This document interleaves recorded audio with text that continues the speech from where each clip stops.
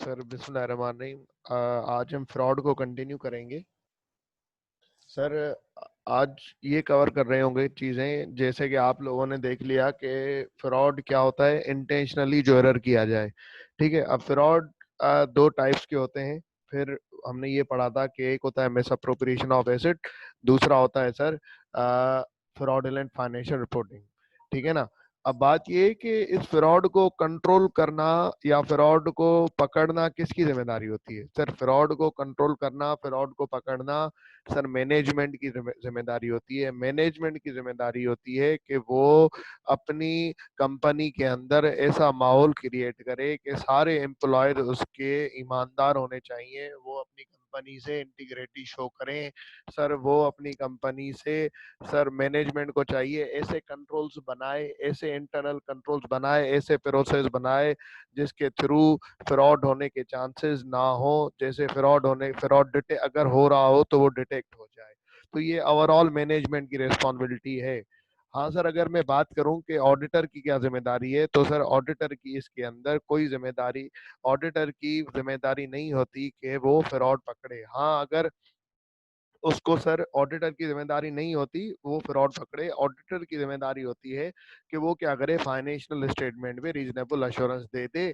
अगर financial statement material miss statement नहीं है तो, अगर मटेरियल मिस स्टेटमेंट है फिर वो फ्रॉड की वजह से हो या एरर की वजह से हो, जब भी वो फाइनेंशियल स्टेटमेंट पे रीजनेबल अश्योरेंस नहीं, वो ओपिनियन अपने को चेंज कर देगा। ठीक है ना।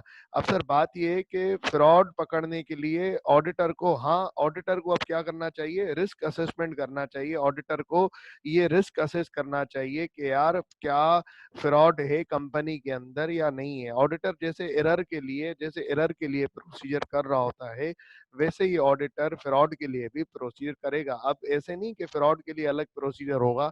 ऑडिटर, हाँ मैनेजमेंट ओवरराइड ऑफ कंट्रोल जो आप कल ऊपर पढ़ के आए थे ना, ये वाली जो मैनेजमेंट ओवरराइड ऑफ कंट्रोल्स था, ठीक है ना, मैनेजमेंट ओवरराइड ऑफ कंट्रोल, इसके लिए इसको चेक करने के लिए ऑडिटर अलग प्रोसीजर कर रहा होता है।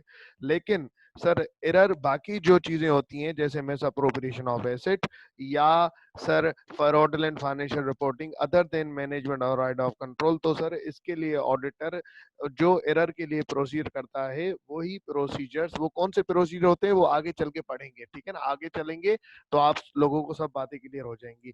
लेकिन अभी अगर 60-70% ही आप अगर इस बात को समझ लें तो ये बड़ी बात है। तो अब बात ये है कि सर ऑडिटर क्या करता है कि ओवरऑल फाइनेंशियल स्टेटमेंट में रिस्क सर्च करता है, रिस्क असेसमेंट करता है। असेसमेंट मतलब रिस्क वाले प्रोसीजर करता है कि यार उसको वो एक जजमेंटल बेस पे चलता है कि कौन कौन से एरिया पे रिस्क हो सकता है, गलतियों के चांसेस के।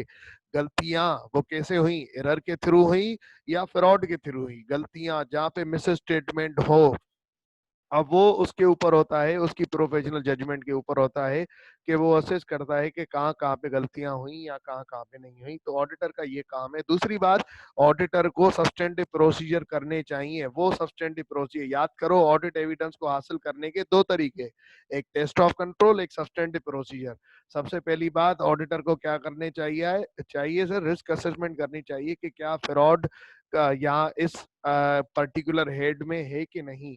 ठीक है ना। वो कैसे करेगा सर, वो आगे चल के बताऊंगा। जैसे नॉर्मली प्रोसीजर कर रहा होता है, जैसे ऑडिट रिस्क पढ़ेंगे ना हम, तो उसमें ये बात कवर हो जाएगी। जैसे नॉर्मली ऑडिट रिस्क चेक करने के लिए कि कौन कौन से हेड में ऑडिट रिस्क है, कौन कौन से रिस्क में हेड में ऑडिट रिस्क नहीं है। तो अब मिस स्टेटमेंट रिस्क मतलब मिस स्टेटमेंट, गलती होने के चांसेस कौन कौन से हेड में, या वो गलती एरर के फॉर्म में हुई हो या फ्रॉड के फॉर्म में हुई हो, ऑडिटर दोनों को चेक कर रहा होता है नॉर्मली। दूसरी चीज ऑडिटर क्या करेगा, सब्सटेंटिव प्रोसीजर करेगा। सब्सटेंटिव प्रोसीजर मतलब एविडेंस तलाश करने जाएगा, तो उसके अंदर भी उसको पता चल जाएगा कि एविडेंस तलाश करने के लिए जब ऑडिट प्रोसीजर करेगा, कौन से ऑडिट प्रोसीजर, कायरो कायरो जब करेगा, confirmation, analytical procedure, inquiry, sir inspection, उसके बाद रिकैलकुलेशन, रीपरफॉर्मेंस और ऑब्जर्वेशन, जब ये चीजें करेगा तो उसको पता चल जाएगा कि यहाँ पे इस एविडेंस के अगेंस्ट, इस हेड के अंदर फ्रॉड है कि नहीं। तीसरी चीज सर, ऑडिटर जो भी काम करे थ्रू आउट द ऑडिट उसको प्रोफेशनल स्किप्टिसिज्म सर प्रोफेशनल स्किप्टिज्म की एप्लीकेशन मेंटेन रखनी ही रखनी है। अगर सर मैं यहाँ से रीड करूं, आप अब यहाँ से लेके यहाँ तक रीड करके देखें तो आपको पता चल जाएगा। यहाँ से लेके यहाँ तक रीड करें तो फिर हम आगे बढ़ते हैं। ये वही बातें हैं जो कि मैंने अभी आपको बताई।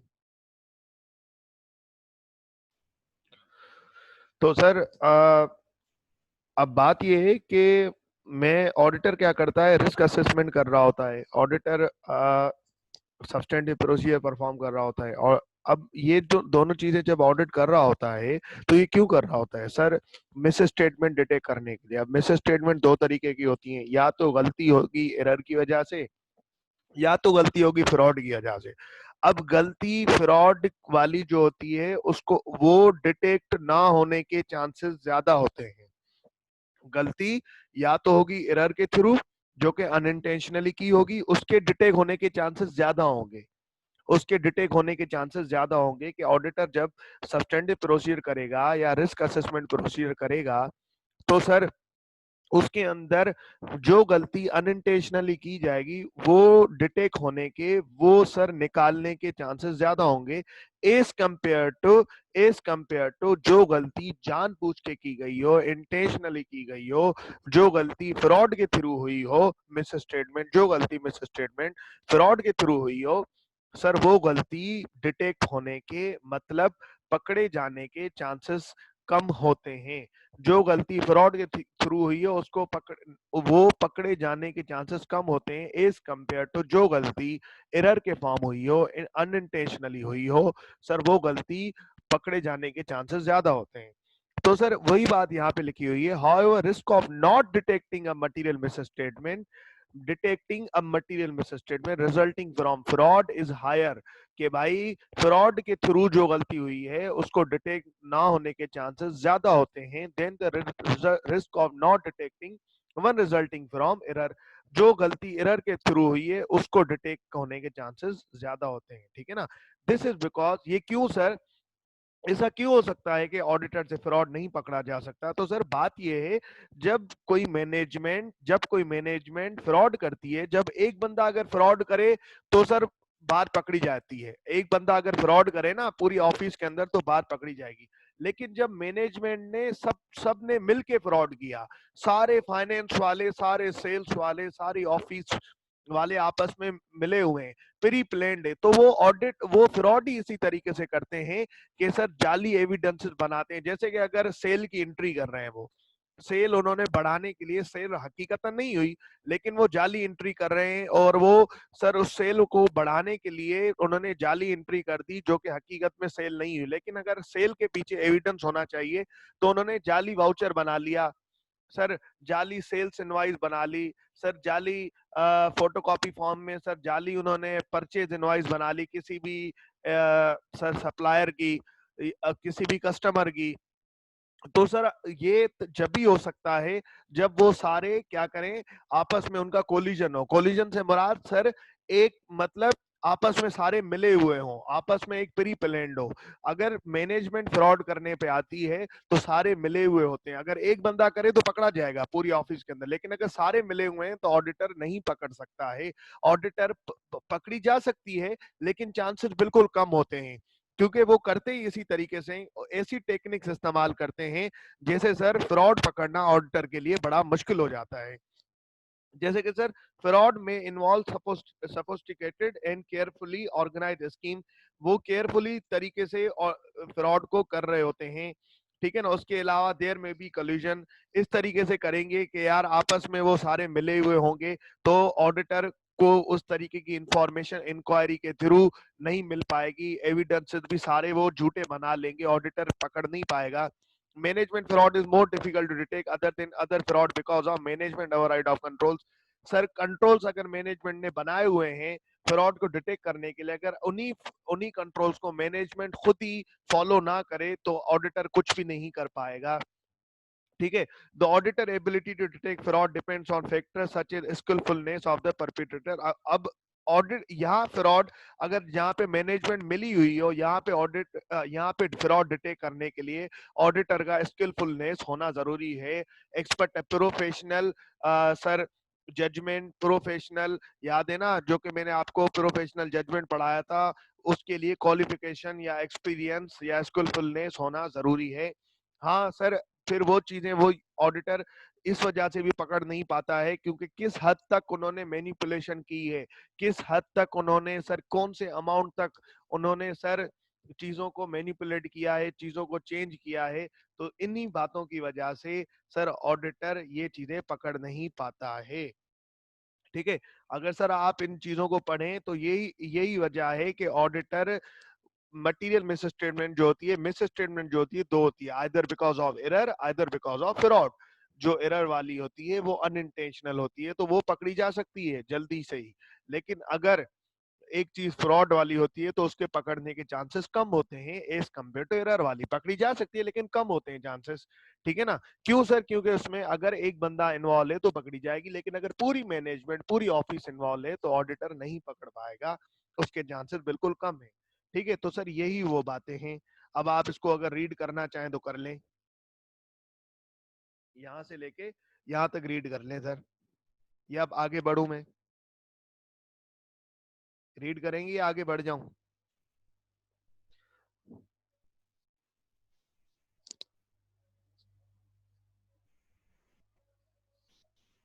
आगे बढ़ जाऊं?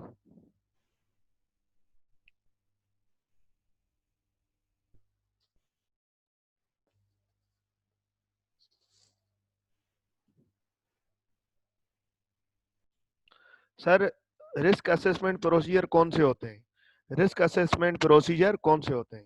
सर रिस्क असेसमेंट प्रोसीजर ये होते हैं कि auditor either require auditor to perform the following procedure to identify the risk of material misstatement due to the risk of material misstatement due to fraud, make inquiries of the main auditor को ना आप fraud के लिए ये चीजें करनी चाहिए। Make inquiries of the management respect of the fraud, audit fraud हो या ना हो ऑडिटर ये काम करता रहेगा। Make inquiries of the management in respect of, auditor inquiry करेगा मैनेजमेंट से कि यार आपने, अगर आपके पास फ्रॉड हो जाता है तो आप कौन से प्रोसीजर करते हैं, आपके कौन से कंट्रोल्स बनाए हुए हैं उस फ्रॉड को डिटेक्ट करने के लिए। मेक इंक्वायरीज, अगर आपके पास फ्रॉड हो जाता है कभी कंपनी में तो आपके पास कौन से कंट्रोल्स हैं, कौन सी पॉलिसीज हैं, हम मैनेजमेंट से पूछेंगे। ऑडिटर मैनेजमेंट से हमेशा पूछता है, यार जब भी जाता है कंपनी के पास ऑडिट करने क्लाइंट के बाद तो उनसे पूछ रहा होता है कि आपके पास कौन से प्रोसीजर्स हैं ऑडिट, अगर फ्रॉड हो जाए तो उसको डिटेक्ट करने के, या अगर फ्रॉड हो जाता है तो आप उसको किस तरीके से रेस्पॉन्स करते हैं, या आपके पास फ्रॉड की पॉलिसीज हैं, अगर फ्रॉड हो जाए तो आप किस तरीके से उसको आइडेंटिफाई करते हैं और किस तरीके से उसको रेस्पॉन्ड करते हैं, और आपके पास ऐसी क्या पॉलिसीज हैं कि जिस तरीके से आप क्या कर सकें। सर आप जो है अगर आप एक इंटीग्रिटी, अपने एम्प्लॉयज में फ्रॉड का खौफ फैला सकें कि यार अगर किसी ने फ्रॉड किया तो उसके साथ ये मामलात हो जाएंगे, आप एक अपने ऑफिस के अंदर एम्प्लॉयज के अंदर एक लॉयल्टी पैदा कर सकें। Sir make inquiries of management respect of their assessment of the risk of fraud, their process in place for identifying responding to the risk of fraud, अगर किस तरीके से आइडेंटिफाई करते हो और किस तरीके से रेस्पॉन्ड करते हो। Any specific risk of fraud identify और लाइकली टू एग्जिस्ट, क्या आपके इस पूरे साल के अंदर कोई फ्रॉड का केस हुआ है या आपको लग रहा है कि इस एरिया में फ्रॉड होने के चांसेस हैं इस पर्टिकुलर हेड के अंदर। Any communication with in the entity in respect of fraud, या आपने कोई पॉलिसी की कम्युनिकेट की है अपने एम्प्लॉयज के थ्रू कि अगर किसी ने फ्रॉड किया तो उसके साथ इस तरीके से हम डील करेंगे। ठीक है ना, मेक इंक्वायरीज ऑफ मैनेज। अब एक तो पहले मैं क्या करूंगा, यहाँ पे मैंने मैनेजमेंट से बातचीत की, यहाँ पे मैंने मैनेजमेंट से बातचीत की। ठीक है ना, ये सारे चारों सवाल मैंने मैनेजमेंट से पूछे। अब मैं क्या करूंगा, मैनेजमेंट की इंक्वायरी करूंगा, मैनेजमेंट की इंक्वायरी करूंगा। यहाँ पे मैंने मैनेजमेंट से इंक्वायरी की, दूसरों लोगों की जो दूसरे काम कर रहे हैं ऑफिस के अंदर उनकी मैंने इंक्वायरी की, उनके हवाले से पूछा मैंने मैनेजमेंट से। अब सेकंड पॉइंट में मैं क्या करूंगा, जो दूसरे लोग हैं, जो एम्प्लॉयज हैं, उनसे पूछूंगा मैनेजमेंट के बारे में, उनसे पूछूंगा मैनेजमेंट के बारे में। पता चल जाएगा मैनेजमेंट सच बोल रही है या झूठ बोल रही है। हाँ अगर कोल्यूजन हुआ तो पता नहीं चलेगा, अगर वो सारे आपस में मिले हुए हैं तो फिर पता नहीं चलेगा। अब मैं क्या करूंगा, दूसरे एम्प्लॉयज के पास जाऊंगा, make inquiries of management and other within the entity as to whether they have any knowledge of any actual suspected or alleged fraud. मैं पूछूंगा दूसरों से, यार मुझे बताओ कि मैनेजमेंट में कोई ऐसा बंदा है या कोई ऐसा तुम्हारी ऑफिस के अंदर बंदा है जो जो फ्रॉड के केस में पकड़ा गया हो इस पूरे साल के अंदर, या तुम लोगों को लग रहा हो कि इस पर्टिकुलर एरिया में फ्रॉड होता रहता है, ठीक है ना, तो मैं वो जो है ना पूछूंगा सर। उसके बाद evaluate any unusual or unexpected relationship, identify and performing analytical procedure which may indicate a risk of material fraud, evaluate whether any fraud risk factors are present. अब देखो ये substantive analytical procedure क्या होता है, याद करो substantive procedure जब मैं करवा रहा था तो उसके अंदर, यहाँ पे मैं आप लोगों को ना ये चीज समझा दूं।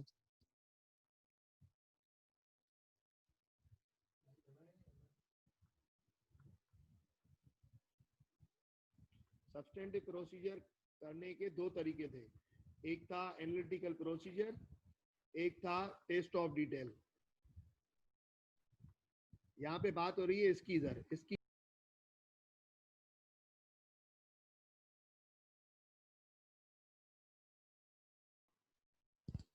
लाइट जाती है, इंटरनेट चली जाती है। आ जाए सर, शुरू करते हैं, आ जाए।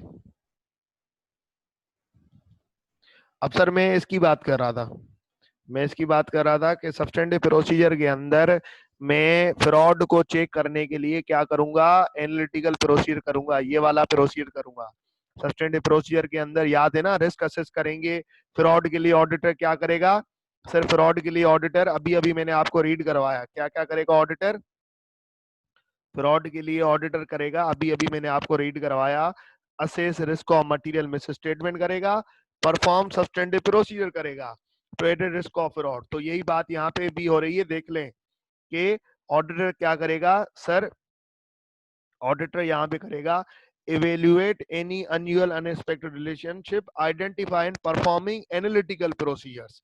एनालिटिकल प्रोसीजर आप परफॉर्म करके एक रिलेशनशिप आइडेंटिफाई कर सकोगे कि यार ये चीज तो होनी नहीं चाहिए। अब एनालिटिकल प्रोसीजर मेरा क्या है sir, audit procedure, Cairo Cairo ये किस तरीके से होता है इसको ज्यादा तो आगे चल के पढ़ेंगे, लेकिन थोड़ा सा इसका ब्रीफ रिव्यू दे देता हूं मैं आपको।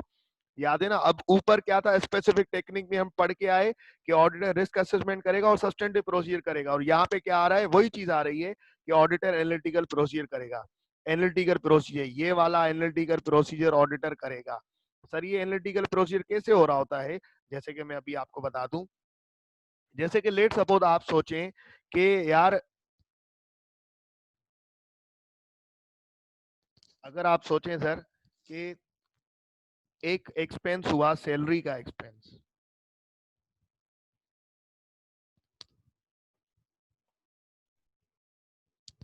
सैलरी का एक्सपेंस आप वेरीफाई करने जा रहे हैं, ठीक है। अब 2018 के अंदर ये एक्सपेंस हुआ कोई सर 10 मिलियन का। अब आपका ऑडिट वाला जो ईयर है 2019 है, ये है लास्ट ईयर की फिगर्स, ये ऑडिटेड फिगर्स हैं। ऑडिटेड मतलब ये, अगर यहाँ पे वर्ड ऑडिटेड लिखा हुआ आ जाए ना, यहाँ पे वर्ड ऑडिटेड लिखा हुआ आ जाए ना, तो इसका मतलब ये वाली फिगर्स यकीन के काबिल हैं। ये वाली फिगर्स जिन पे ऑडिटर ने कॉन्फिडेंस दिया है मुझे, ऑडिटर ने अश्योरेंस दिया है, तो ये वाली फिगर्स, इनमें मटेरियल मिस स्टेटमेंट नहीं होगी, यकीन के लायक है। अब जो फिगर, ये करंट ईयर की फिगर्स हैं जिनका मैं ऑडिट करने गया हूं, तो ये कौन सी फिगर है, अनऑडिटेड, मतलब इनमें मटेरियल मिस स्टेटमेंट होने के चांसेस हैं। जैसे कि जब तक ऑडिट नहीं हो जाता तो कंपनी इस तरीके से लिख रही होती है, जैसे कि अब यहाँ पे फिगर आ रही है कोई, करंटली कितनी फिगर आ रही है, लेट सपोज सर यहाँ पे कोई फिगर आ रही है सर, यहाँ पे आ रही है कोई 14 मिलियन, ठीक है ना। अब इंक्रीज कितना हुआ है, अब ये ना मैं एनालिटिकल प्रोसीजर कर रहा हूँ, इंक्रीज कितना हुआ, एनालिटिकल प्रोसीजर इस तरीके से होता है, कंपेयर करना, पहले भी बता चुका हूँ 4 मिलियन का। अब मैं ना इस इंक्रीज का ना एनालिटिकली सोच रहा हूँ क्यों हुआ होगा, क्यों हुआ होगा। अब सोचें, अब सर नॉर्मल हालात में अगर मैं salary expense for the year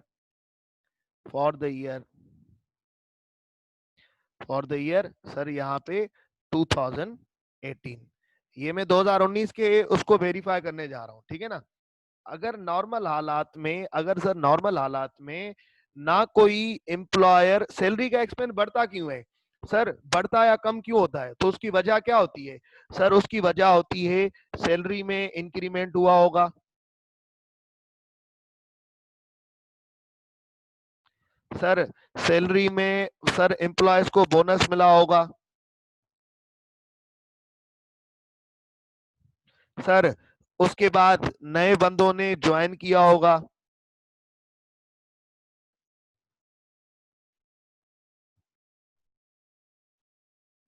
उसके बाद सर कुछ ऐसे होंगे जो कि छोड़ के गए होंगे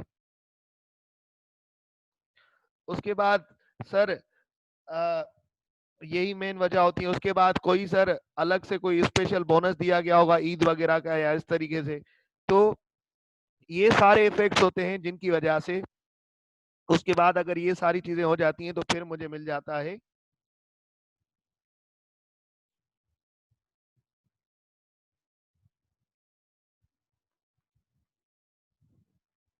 सैलरी एक्सपेंस फॉर ईयर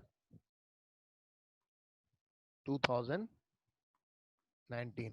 अब ये बात बताओ मुझे, ये मैं एनालिटिकली सोच रहा हूं, अगर नॉर्मल हालात में ना कोई सैलरी में इंक्रीमेंट दिया जाता, ना कोई सैलरी में इंक्रीमेंट दिया जाता सर, ना कोई सैलरी में बोनस दिया जाता, ना कोई ज्वाइन करता कंपनी में, मतलब नई हायरिंग होती, ना कोई छोड़ के जाता, तो सैलरी एक्सपेंस कितना होना चाहिए था पूरे साल का।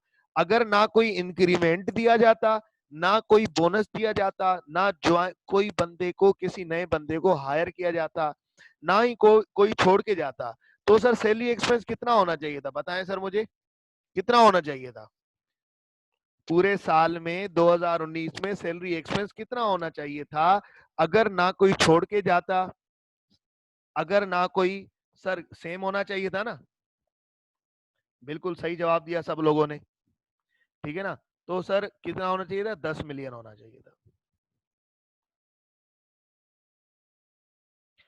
अब ये मैं कंपनी से पूछता हूं, मैं कंपनी से पूछ रहा होता हूं, यार मुझे बताओ, अगर इंक्रीमेंट हुआ अगर इंक्रीमेंट हुआ तो कितना हुआ पूरे साल में, क्या कोई इंक्रीमेंट हुआ है, तो कंपनी मुझे बताएगी हाँ सर हमने इंक्रीमेंट किया 10% सैलरीज के अंदर, 10% ऑफ बेसिक सैलरीज, हर किसी की बेसिक सैलरी में हमने 10% इंक्रीज उसको दिया।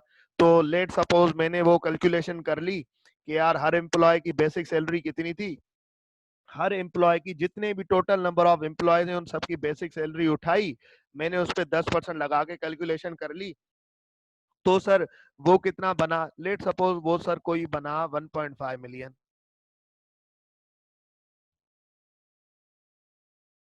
सर मैंने पूछा कोई बोनस दिया गया, हाँ बिल्कुल बोनस दिया गया, मैंने बोला कितना बोनस दिया गया, उन्होंने बोला यार हमने ना टोटल अपने एम्प्लॉयज को ओवरऑल जो बोनस दिया गया वो सर कोई 3 मिलियन दिया गया।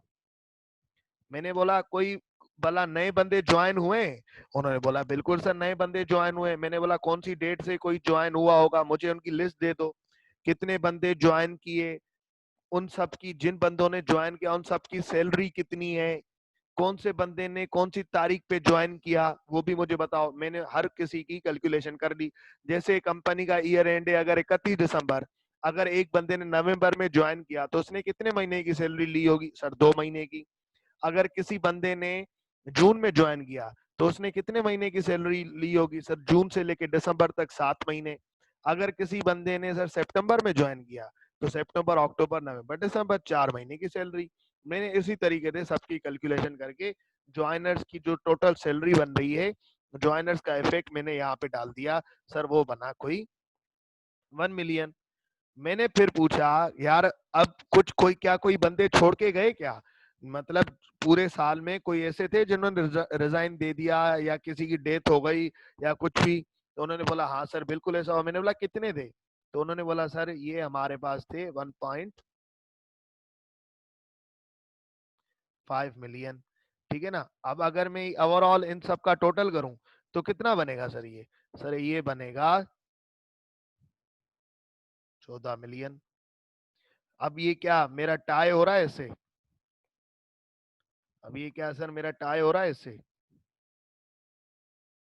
बिल्कुल सर, बिल्कुल टाई हो रहा है। अब सर ये क्या मैंने रिकैलकुलेशन तो पूरे की नहीं की ना, ये तो मैंने एनालिटिकल, इसको ही एनालिटिकल प्रोसीजर बोलते हैं, एनालिटिकल ही सोचा मैंने। जो कि मैंने ये सोचा कि जो 4 मिलियन का डिफरेंस है, मैंने किया क्या, ये जो 4 मिलियन का डिफरेंस है ये क्यों आया, उसके रीजंस क्या है? उसके रीजंस है ये वाले। उसके रीजन है सर कौन से वाले? ये वाले रीजन है। इंक्रीमेंट, बोनस, ज्वाइनस, लीवर, ये वाले सारे मैंने ले लिए और पता चल गया मुझे। अब यही बात है, अगर अगर सर लेट सपोज अगर सर लेट सपोज यहाँ पे होता क्या सर, यहाँ पे ना ये आ रहा होता कोई ज्वाइनर्स का इफेक्ट, यहाँ पे कोई आ रहा होता 3 मिलियन, तो टोटल क्या बनता? 3 मिलियन और 3 मिलियन, 6 मिलियन। ठीक है ना, मतलब यहाँ पे कोई आ रहा होता 16 मिलियन। तो मैं कंपनी को कह रहा होता, कंपनी से पूछ रहा होता यार आपने, और अगर मैं ये भी चेक कर रहा होता फिर क्या ये मेरा 16 मिलियन क्या मटीरियल परफॉर्म मटीरियलिटी से ऊपर है? परफॉर्म मटीरियलिटी से ऊपर है, क्योंकि मुझे तो मटीरियल मिस स्टेटमेंट के हिसाब से चलना होता है ना, कि गलती कितने लेवल की है, क्या मटीरियल है या इममटीरियल है। अगर ये इममटीरियल होती तो छोड़ देता, लेकिन फिलहाल मैं ये अज्यूम कर रहा हूँ ये 2 मिलियन का जो डिफरेंस आ रहा है ना, कंपनी के पास रिकॉर्डेड कितना है? कंपनी के पास रिकॉर्डेड कितना है सर? 14 मिलियन। सर ये है कंपनी के पास रिकॉर्डेड। अब मेरे पास कितना आया है सर? 16 मिलियन। मेरे पास आया है 16 मिलियन, कंपनी के पास रिकॉर्डेड है 14 मिलियन, दोनों का डिफरेंस लूं तो 2 मिलियन का डिफरेंस। अब मैं चेक करूंगा क्या ये परफॉर्म मटीरियलिटी से ऊपर है या नीचे है। क्या ये फिगर मेरे लिए मटीरियल है या इममटीरियल है? क्या ये फिगर मेरे लिए मटीरियल है या इममटीरियल? तो इस हिसाब से मैं इस फिगर को चेक कर रहा हूँ।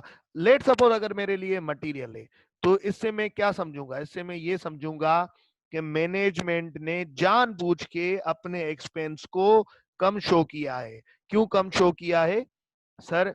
मैं मैनेजमेंट से बोलूंगा यार ये क्यों कम है।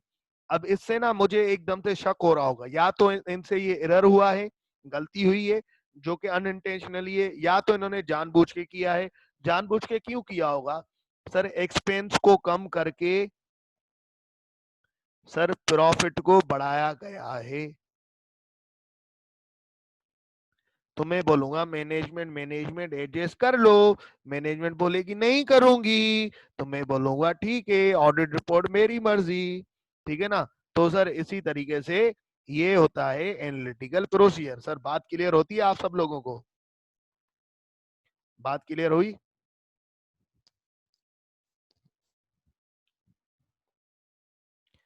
ठीक है। तो सर ये था चौथा प्रोसीजर, इवेल्युएट एनी अनयूजुअल और unexpected relationship, identify and perform analytical procedure. अगर आपने एनालिटिकल प्रोसीजर करके आपने ये चेक कर लिया कि यार इसके अंदर ना आ, ये रिलेशनशिप तो नहीं बन रहा, ये रिलेशन इस हिसाब से एक्सपेंस तो ज्यादा होना चाहिए, इनका एक्सपेंस तो कम आ रहा है, या एनालिटिकल प्रोसीजर आपने सेल्स पे किया, इस हिसाब से सेल तो कम होनी चाहिए, इन्होंने तो सेल खाम खा ज्यादा दिखाई हुई है अपने ग्रॉस प्रॉफिट को बढ़ाने के लिए। Sir evaluate whether any fraud risk factor exist, आप ये चेक करें क्या क्या फ्रॉड रिस्क फैक्टर एग्जिस्ट है, करता है कि नहीं करता। ये कैसे, कौन से प्रोसीजर में आप करते हैं? रिस्क असेसमेंट प्रोसीजर के अंदर। रिस्क असेसमेंट प्रोसीजर के अंदर आप ये चीजें कर रहे होते हैं। याद है ना ऊपर पढ़ के आए कि स्पेसिफिक चीजों करने के लिए मतलब ऑडिटर का जो रिस्पॉन्स होगा उसके अंदर आप ऑडिटर सबसे पहले रिस्क असेसमेंट प्रोसीजर करेगा। तो ये रिस्क असेसमेंट प्रोसीजर ऑडिटर ने कर लिया। अब फ्रॉड रिस्क फैक्टर ऑडिटर ने यहाँ पे आखिरी क्या था कि ऑडिटर को ये आइडेंटिफाई करना है कि क्या फ्रॉड रिस्क फैक्टर एग्जिस्ट करता है कि नहीं। सर फ्रॉड रिस्क फैक्टर कौन से होते हैं? सर फ्रॉड रिस्क फैक्टर ये होते हैं, ठीक है ना, अगर मैनेजमेंट की तरफ से आपको प्रेशर आए कि यार जल्दी ऑडिट खत्म करो, जल्दी ऑडिट खत्म करो, या इस तरीके से कोई आए यार ये हेड छोड़ो बस आगे बढ़ जाओ, अब कितना इस हेड को देखोगे, खाम खा का एक प्रेशर आ रहा हो, या आपको इंसेंटिव्स दिए जा रहे हो, ठीक है ना, आपको इंसेंटिव्स दिए जा रहे हो, ठीक है ना, तो इस हिसाब में ऑडिटर को ये, और फिर ऑडिटर ये सोच रहा होता है किसके अगेन, ऑडिटर को ना ये सोच रहा होता है यार क्यों मुझे प्रेशर दिया जा रहा है, ऑडिटर ये असेस कर रहा होता है फ्रॉड रिस्पेक्टर कौन कौन से होते हैं। पर्सनल फाइनेंशियल ऑब्लिगेशन, ऑडिटर की सर मैनेजमेंट के किसी बंदे की अपनी फाइनेंशियल ऑब्लिगेशन है, कोई लोन लिया हुआ है। Adverse relationship between entity and employees, management और एम्प्लॉय की आपस में नहीं बन रही, तो अब एम्प्लॉय क्या कर सकता है, लेट सपोज अगर वेयर हाउस वाले स्टोर कीपर से मैनेजमेंट की नहीं बन रही, वेयर हाउस का एक स्टोर कीपर होता है ना जो इन्वेंट्री संभाल रहा होता है, अगर मैनेजमेंट का उससे झगड़ा हो गया, मैनेजमेंट लेट सपोज उसको सैलरी नहीं दे रही, तो वो क्या कर सकता है, अब इसमें फ्रॉड क्या हो सकता है, इसमें फ्रॉड ये हो सकता है कि यार वो सैलरी को अपनी को मतलब जो कंपनी नहीं दे रही तो कंपनी को नुकसान पहुंचाने के लिए इन्वेंट्री लेके चला जाएगा। वैसे ही अगर कोई फिक्स एसेट वाला कोई कैशियर हो, अगर कोई कैशियर हो वो वहां पे बैठा हो, आपका उससे कोई झगड़ा हो गया, आपने उसको कोई सैलरी वगैरह नहीं, तो वो कैश लेके भाग जाएगा। ऐसे ही फिक्स एसेट वाला हो तो फिक्स एसेट लेके, आपका लैपटॉप संभालता हो पूरी कंपनी का, वो लैपटॉप लेके भाग जाएगा। इसी तरीके से ये मिस अप्रोप्रिएशन ऑफ एसेट में आ सकते हैं। अगर ऐसा कोई चीज, ऐसी कोई चीज है कि या तो मैनेजमेंट की कोई पर्सनल फाइनेंशियल ऑब्लिगेशन है, या तो मैनेजमेंट और एंटिटी की नहीं बन रही, तो सर वो मिस अप्रोप्रिएशन ऑफ थ्रेट का फ्रॉड फैक्टर बन सकता है। अगर मैनेजमेंट और एम्प्लॉयज आपस में लड़ पड़े हैं, कोई एम्प्लॉय आपस में लड़ पड़े हैं, तो आपके एकदम दिमाग में ये ख्याल आएगा कि यार यहाँ पे ना मिस अप्रोप्रिएशन ऑफ एसेट हो सकता है।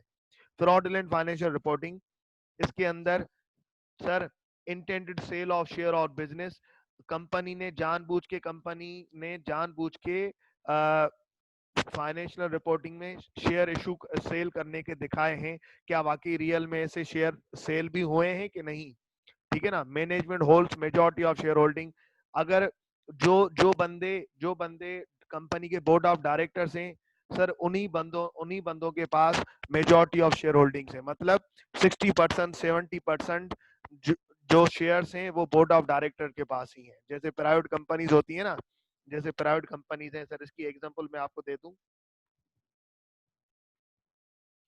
Let suppose board of director में बंदे बैठे हुए हैं सर 7, प्राइवेट कंपनी है, और बोर्ड ऑफ डायरेक्टर्स में बंदे बैठे हुए हैं 7, ठीक है ना।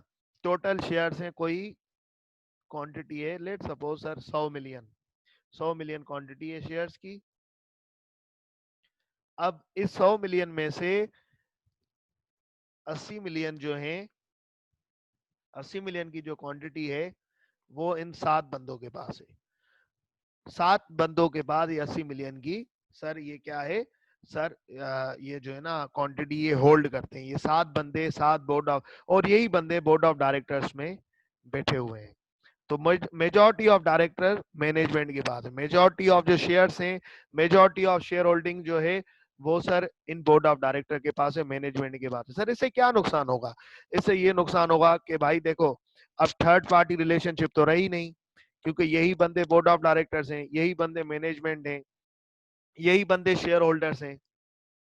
तो सर अब आप कहना क्या चाहते हैं सर, बात ये है कि अब ये ऑडिट करवा क्यों रहे हैं, फिर अगर थर्ड पार्टी रिलेशनशिप नहीं है तो फिर ये ऑडिट करवा क्यों रहे हैं बेटा, ये ऑडिट इस वजह से करवा रहे हैं, ये ऑडिट इस वजह से करवा रहे हैं क्योंकि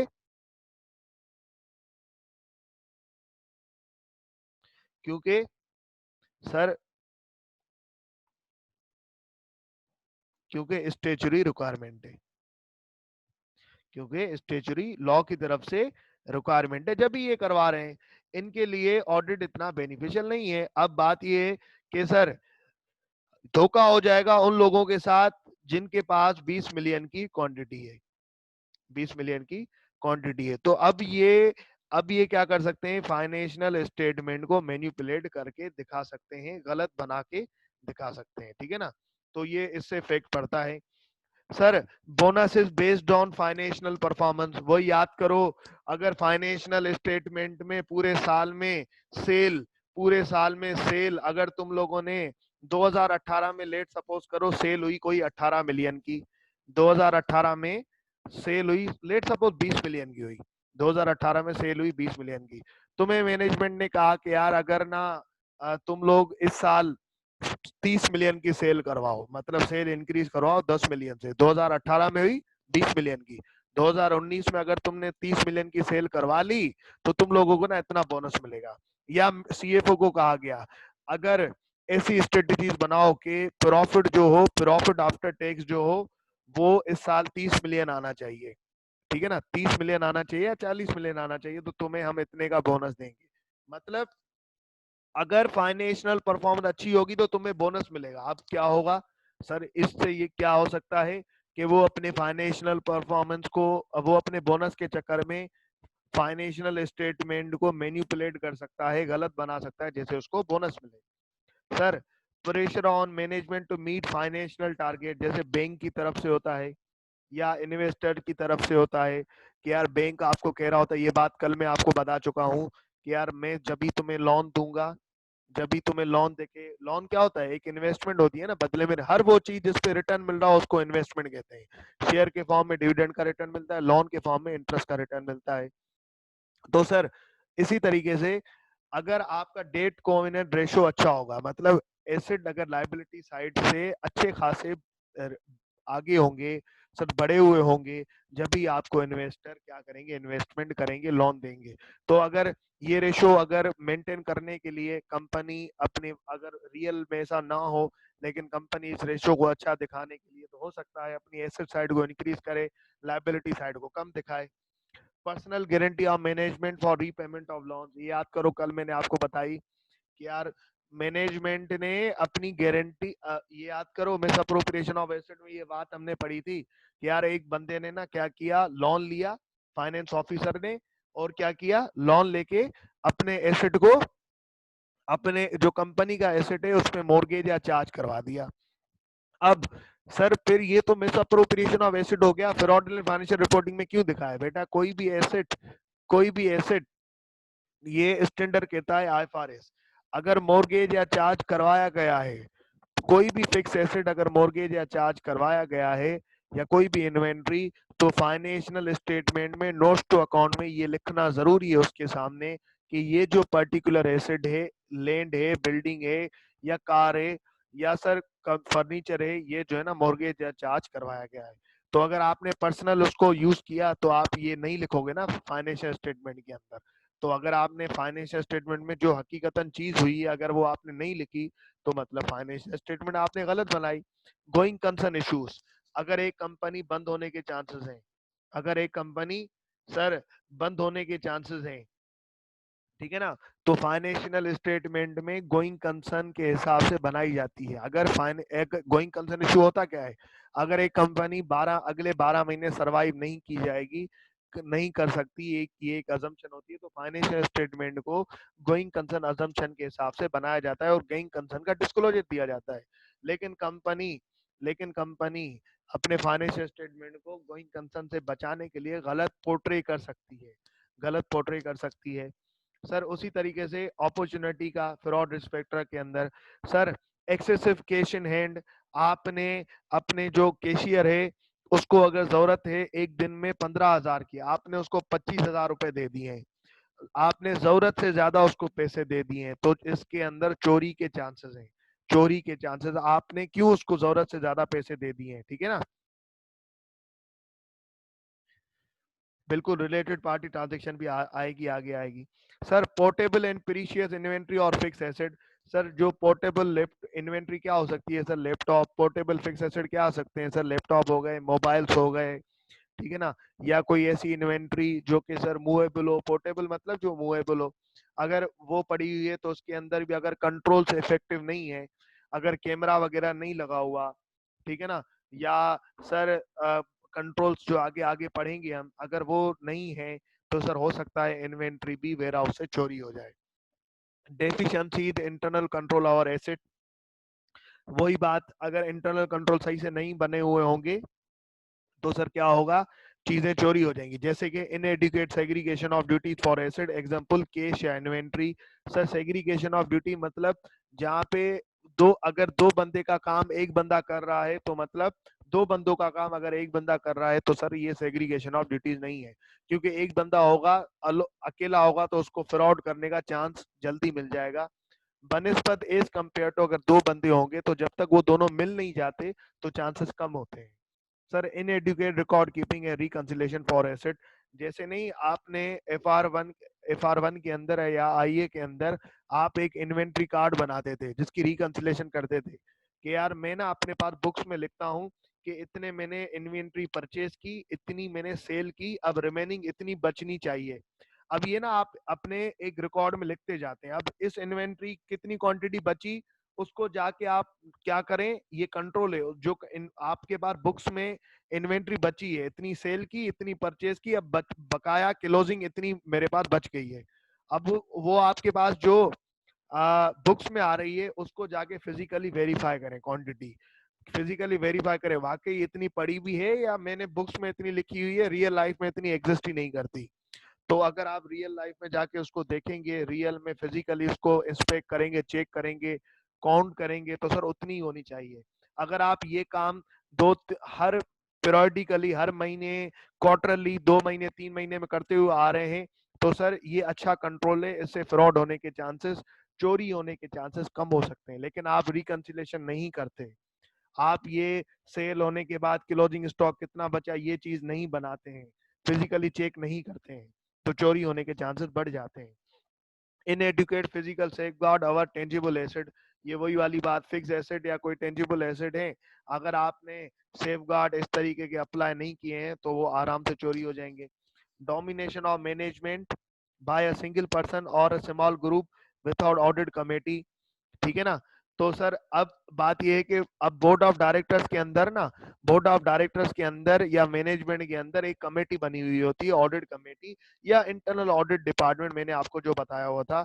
अब वो ये होता है कि हर वो ना ऑडिट कमेटी ऐसी होती है कि जो कंपनी अपने पास ही इंटरनल ऑडिट डिपार्टमेंट बना रही होती है, ऑडिट कमेटी बना रही होती है, जो कि ये चेक कर रही होती है कि फाइनेंशियल स्टेटमेंट सही से बने हुए हैं कि नहीं। ऑडिटर आने से पहले हम खुद ही फाइनेंशियल स्टेटमेंट को सही से चेक करें। अगर अब देखें, ये ऑडिट कमेटी और इंटरनल ऑडिट फंक्शन बने हुए होते हैं, तो मैनेजमेंट से पूछ रहे होते हैं कि यार ये चीज का क्या हुआ, ये चीज इस तरीके से क्यों हुई, यहाँ पे गलती क्यों है। तो सर अगर ये दोनों नहीं बनी होंगी, तो सर बोर्ड ऑफ डायरेक्टर्स को, मैनेजमेंट को किसी से डर ही नहीं होगा और वो कुछ भी कर सकते हैं। फिर ineffective oversight by audit committee और इंटरनल, अगर बनी हुई है तो अगर वो सही से काम नहीं कर रहे, तो सर उसमें ही फ्रॉड हो सकता है। Due to lack of independence from management, significant transaction outside the normal course of business with related parties. ये वो वाली बात सर, अगर नॉर्मल नॉर्मल बिजनेस, कंपनी का मतलब ऑर्डिनरी कोर्स ऑफ बिजनेस, अगर ऑर्डिनरी कोर्स ऑफ बिजनेस के अलावा रिलेटेड पार्टी मतलब एसोसिएटेड कंपनीज हो गई, related party. Sir company law के अंदर सेक्शन नंबर 206 में आप जाएंगे या 208 के अंदर, तो रिलेटेड पार्टी की डेफिनेशन आती है जो कि मैंने आपको पहले भी रीड करवाई थी। रिलेटेड पार्टी जिसका मतलब सिग्निफिकेंट इन्फ्लुएंस हो कंपनी पे, जैसे बोर्ड ऑफ डायरेक्टर्स हो गए, जैसे सर एसोसिएटेड कंपनी हो गई, जैसे होल्डिंग कंपनी, जैसे सब्सिडरी कंपनी। अगर इनके साथ आप normal course of ordinary course of business के अलावा अगर कोई डीलिंग कर रहे हैं, नॉर्मल कोर्स ऑफ बिजनेस के अलावा क्या डीलिंग होगी, लोन देना, लोन लेना। तो अगर इसके अलावा अगर आप कोई इनसे डीलिंग कर रहे हैं और वो भी बड़े बड़े अमाउंट की, तो सर ये भी फ्रॉड स्पेक्ट्रम में चला जाता है। Deficiency in internal control over financial reporting. Financial reporting मतलब वो वाउचर, वो जो कि सर फाइनेंशियल स्टेटमेंट में एंट्री होने से पहले इंटरनल कंट्रोल होता है उन गलतियों को ठीक कर लेने का। अगर वो कंट्रोल नहीं बने हैं तो वो गलती ठीक होने से पहले फाइनेंशियल स्टेटमेंट में चली जाएगी। High turnover of senior management मतलब सीएफओ की, सीनियर मैनेजर की, सर चीफ एग्जीक्यूटिव की, इन सब की सैलरी हाई है। तो अगर सैलरी हाई है तो क्या वो सही से शो करते भी हैं कि नहीं। नेचर ऑफ एंटिटीज ऑपरेशन, तो ये सारी बातें सर, ये सारी बातें, disregard of monitoring of control, tolerance on पेटी थेफ्ट, अगर पैसे चोरी हो जाते हैं तो उस पे जाने दे देना। जैसे ना होता क्या है कि अगर 15,000 रुपए दिन में खर्च हुए और हमने दिए भी 15,000 थे, तो हम पूछते हैं कि यार तुमने किस किस हिसाब में खर्च किए, वाउचर दिखाओ। अगर सामने वाला बंदा कैशियर कहता है यार मैंने 14,000 खर्च किए, भाई 1,000 कहाँ गया, चल 1,000 तो ये माफ किया, अब ना हमने उसको टॉलरेंस दे दी, हमने उसको बख्श दिया। अब ये जो बख्श देना है ना, ये इस तरीके से हो सकता है किसी दिन ये बड़ी चोरी ना कर दे, ठीक है ना। यही वही बात है, यहाँ पे भी आ जाए, lake of integrity in management, ineffective communication of code of conduct, तो ये सारी बातें सर रिस्क फैक्टर है। अब बात ये है कि सर अगर ऑडिटर फ्रॉड पकड़ ले, अगर ऑडिटर, पहली बार ऑडिटर का काम फ्रॉड पकड़ना नहीं है, पर अगर ऑडिटर फ्रॉड पकड़ ले तो ऑडिटर को क्या करना चाहिए सर, ऑडिटर को ये करना चाहिए कि ऑडिटर क्या करे, response to risk of fraud, जो कि आपको मैं अगला जो टॉपिक आएगा उसके अंदर ज्यादा डिटेल में समझा दूंगा, लेकिन अभी वैसे बता दूं। तो ऑडिटर क्या करे, एक तो रिटन रिप्रेजेंटेशन ले ले। ये रिटन रिप्रेजेंटेशन क्या होती है कि हम मैनेजमेंट से लिखवा लेते हैं।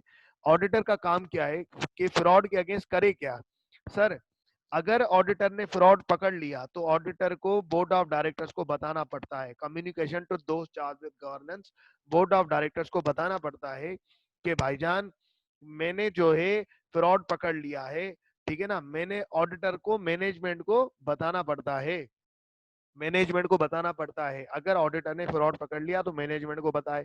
सोचो अगर मैनेजमेंट खुद ही इन्वॉल्व है, ये सोचो अगर ऑडिटर ने किसी एम्प्लॉय या किसी बंदे का फ्रॉड पकड़ लिया तो ऑडिटर बोर्ड ऑफ डायरेक्टर्स को बता दे। अगर सर मैनेजमेंट खुद ही इन्वॉल्व है फ्रॉड के अंदर, तो फिर ऑडिटर क्या करे, तो सर फिर ऑडिटर क्या करे, विड्रॉल करे। विड्रॉल मतलब यार मैं जो है ना अब तुम लोगों का ऑडिट नहीं कर सकता, क्योंकि बोर्ड ऑफ डायरेक्टर खुद ही इन्वॉल्व है, मैनेजमेंट खुद ही फ्रॉड में इन्वॉल्व है। ऑडिटर बोले कि यार मैं ये ऑडिट नहीं करूंगा। अगर पर विड्रॉल पॉसिबल नहीं है तो फिर सर अपने लिए लीगल वकील जो है सर, लीगल एडवाइजर जो है, उसकी सहूलत उसकी सर वहां पे ओपिनियन ले ले, एडवाइस ले ले, और सर कोर्ट के थ्रू विड्रॉल में चला जाए, ऑडिट रिपोर्ट नहीं इशू करे। यही बात यहाँ पे लिखी हुई है। इफ ऑडिटर हैज आइडेंटिफाई और suspect fraud, the auditor shall communicate these matters on timely basis to appropriate level of management regardless size of fraud। कितनी भी बड़ी नौयत का हो फ्रॉड, लेकिन क्वालिटेटिवली तो हमारे लिए मटेरियल है ना। Auditor shall also communicate, identify subsequent fraud to those charged with governance if fraud involves management or is significant। If management is involve in fraud, अगर मैनेजमेंट इन्वॉल्व है फ्रॉड के अंदर, integrity of management becomes doubtful, या management हमें management की integrity, ईमानदारी doubtful हो जाए ऑडिटर की नजर में, तो ऑडिटर में consider appropriate action, example withdrawal based on advice of his legal adviser. ठीक है, पर अगर फ्रॉड नहीं मिल रहा, फ्रॉड कभी भी हमें नहीं मिला, तो ऑडिटर को क्या करना चाहिए सर, ऑडिटर को मैनेजमेंट से लिखवा लेना चाहिए कि तुम मुझे लिख के दो कि तुम इस फाइनेंशियल स्टेटमेंट में तुमने कोई भी फ्रॉड नहीं किया, या ना ही तुमने कोई फ्रॉड पकड़ा था पूरे साल के अंदर। ये मैं लिखवा रहा होता हूँ किसके अंदर सर, रिटन रिप्रेजेंटेशन के अंदर। मैनेजमेंट मुझे लिख के दो कि तुम इस फाइनेंशियल स्टेटमेंट में कोई फ्रॉड का सीन नहीं है, इसके अंदर ना तुमने फ्रॉड खुद किया है, ना ही तुमने फ्रॉड कोई पकड़ा था। तो ऑडिटर ये चीजें कर रहा होता है। ठीक है सर, क्लियर है यहाँ तक बातें? चले आज की क्लास यहीं तो रखते हैं, इंशाल्लाह फिर कल की क्लास में अब ये दो चीजें रह गई, ये फ्रॉड की कवर कर लेंगे, उसके बाद हम जो है आगे बढ़ेंगे। ओके, अल्लाह हाफिज।